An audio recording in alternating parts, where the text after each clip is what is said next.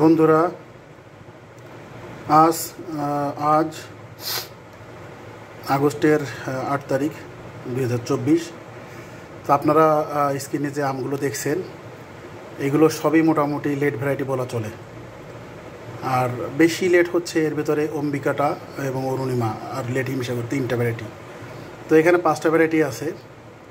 তো আমি আশা করি 5টা ভ্যারাইটি মধ্যম লেট এবং সুপার লেট, এই লেট হিসাবে এবং এর যে গুণাগুণ বৈশিষ্ট্য সব মিলায়ে এই 5টা আম ইন ফিউচার বাংলাদেশের আমের মার্কেটে রাজত্ব করবে বলে আমি আশাবাদী।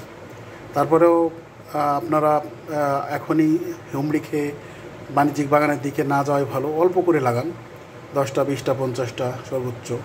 তো লাগিয়ে দেখুন, আগে টেস্ট করুন। আগে বিঘা লাগিয়ে তারপরে ধরা খেয়ে উজাড় করে ফেলবেন বাগান, এটা ঠিক না। তো আপনারা আগে কিছু লাগাবেন, কিছু রোপণ করে দেখবেন। তবে অম্বিকা অরুণিমা আমের সাথে বিট দেওয়া আম এই মুহূর্তে মার্কেটে নেই, আমার এটা বিশ্বাস। এবং আমি আম যথেষ্ট আম কিনে খাই এবং আম সবসময় খাই, প্রতিদিন। আমি আম পাগল মানুষ। তো এটা আপনারা দেখবেন যে এই দুইটা আম, স্পেশালি এই দুইটা অনেক ভালো করবে এবং মধ্যম লেট হিসেবে অরুণিকা অনেক ভালো করবে। তো ঠিক আছে, সবাই ভালো থাকবেন। সবার জন্য শুভকামনা থাকলো। ভালো থাকবেন।